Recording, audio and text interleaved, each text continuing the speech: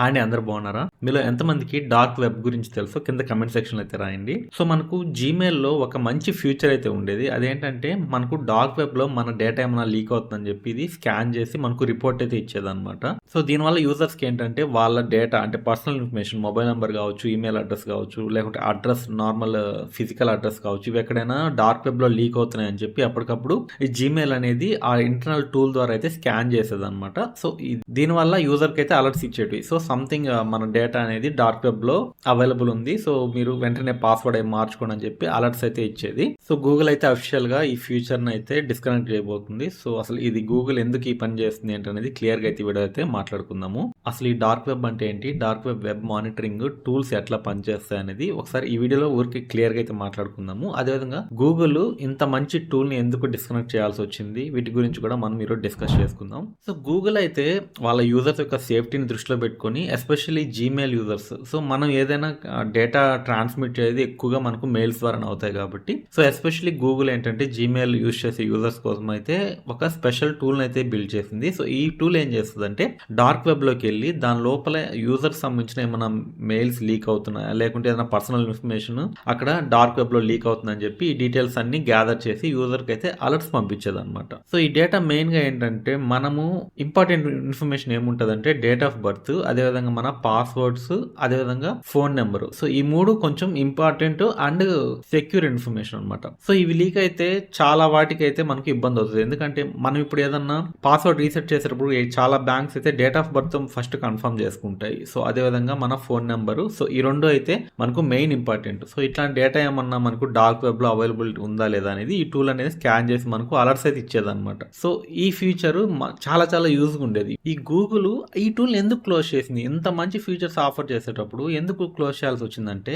Google support page ఉంటాయి కదా, so ప్రతిదానికి ఏదైనా ఒక గూగుల్ సంబంధించిన కానీ ఏదైనా కావచ్చు, ఏదైనా ఒక టూల్ రిలీజ్ చేసినప్పుడు దానికి ఒక సపోర్ట్ డాక్యుమెంట్ కూడా ప్రిపేర్ చేసి పెడతారనమాట. అంటే ఎవరికైనా స్టెప్స్ తెలియకపోతే వాళ్ళు ఆ డాక్యుమెంట్ లోకి వెళ్ళి స్టెప్స్ ఫాలో అవ్వచ్చు. సో ఇక్కడ మెయిన్ గా ఏం జరుగుతుందంటే ఇప్పుడు డేటా లీక్ అవుతుందని రిపోర్ట్ అయితే చూపించగలుగుతుంది, బట్ నెక్స్ట్ స్టెప్స్ ఏంటి అనేది గూగుల్ క్లియర్ గా ఎక్కడ డాక్యుమెంట్ లో మెన్షన్ చేయట్లేదు. సో యూజర్స్ కి what are the next steps అనేది తెలియట్లేదు అనమాట. సో అందువల్ల యూజర్స్ సింపుల్ గా దాన్ని అయితే స్కిప్ చేస్తున్నారు, ఎందుకంటే ఎవరికి అంత నాలెడ్జ్ ఉండదు. సో డార్క్ వెబ్ లో ఉన్న డేటాని అది బ్రాంచెస్ లాగా స్ప్రెడ్ అయిపోతుంది కదా, అక్కడికి వెళ్ళి మనం ఎట్లా దాన్ని డిలీట్ చేయాలనేది చాలా మందికి తెలియదు కాబట్టి, సో సింపుల్ గా యూజర్స్ ఏం చేస్తున్నారంటే దాన్ని ఆ ఫీచర్ ని స్కిప్ చేస్తున్నారు. ఈ టూల్ అనేది గూగుల్ ఏమనుకుంది, ఇది చాలా మందికి అయితే యూజ్ అవుతుంది. సో దీనికి బాగానే ఖర్చు పెట్టారన్నమాట, చాలా ఎక్స్పెన్సివ్ టూల్ అనమాట ఇది. సో దీనివల్ల ఏమవుతుందంటే యూజర్స్ వాళ్ళు అనుకున్నంత స్థాయిలో వీళ్ళైతే యూజర్స్ యూజ్ చేయట్లేదు. అప్పుడు ఏమవుతుందంటే ఆటోమేటిక్ గా గూగుల్ అనేది దీన్ని రిటైర్ చేసేసింది. సో ఇక మీదట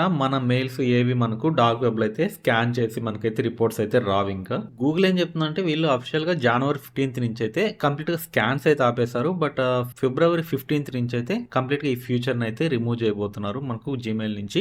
అండ్ ఇది ఇంతకుముందు పెయిడ్ వర్షన్ యూజర్స్ ఎవరైతే ఉన్నారో వాళ్ళకైతే అవైలబుల్ ఉండేది, బట్ ఇప్పుడు ఇక మీదట ఎవరికి ఈవెన్ మనం పెయిడ్ వర్షన్ తీసుకున్నా గానీ మనకైతే ఈ ఫ్యూచర్ అయితే అవైలబుల్ ఉండదు. అసలు ఈ డార్క్ వెబ్ అంటే ఏంటనేది చాలా మందికి డౌట్ ఉండొచ్చు. సో ఈ డార్క్ వెబ్ అనేది ఇది వన్ కైండ్ ఆఫ్ ఇంటర్నెట్ లో ఇది ఒక పార్ట్, బట్ మన నార్మల్ బ్రౌజర్స్ ఫైర్ ఫాక్స్ కావచ్చు, గూగుల్ క్రోమ్, ఇంటర్నెట్ ఎక్స్ప్లోరర్, ఇవేమి బ్రౌజర్స్ అనేది డార్క్ వెబ్ ని ఓపెన్ చేయలేము అనమాట. వీటికి స్పెసిఫిక్ గా కొన్ని బ్రౌజర్స్ అయితే ఉంటాయి. సో వాటి ద్వారానే ఈ డార్క్ వెబ్ ఐపీస్ ఏదైనా కానీ లేకపోతే డార్క్ వెబ్ వెబ్సైట్స్ కానీ మనం యాక్సెస్ చేయొచ్చు. బట్ దీంట్లో ఒక్కసారి ఈ లూప్ లో పడ్డామంటే ఇది చాలా డేంజరస్ అనమాట. చాలా ఇల్లీగల్ యాక్టివిటీస్ కావచ్చు, ఇల్లీగల్ ట్రాన్సాక్షన్స్, అదేవిధంగా మార్కెట్ ప్లేసెస్, ఇవన్నీ ఇక్కడ మనకు దీంట్లో డార్క్ వెబ్ లో అయితే వీళ్ళు సెల్ చేస్తూ ఉంటారు. సో ఈవెన్ మన యూజర్ డేటాని ఎవరైతే హ్యాకర్స్ దగ్గర ఉంటుందో సో ఆ డేటా కూడా వీళ్ళైతే ఇక్కడ అమ్ముకుంటారు అనమాట. సో అందువల్ల మన డేటాని ఎక్కడైనా ఇప్పుడు ఆ ట్రాన్సాక్షన్ దగ్గర అమ్ముకుంటారు కదా, సో అక్కడ ఎక్కడైనా మన డేటా లీకేజ్ ఉందా అని చెప్పి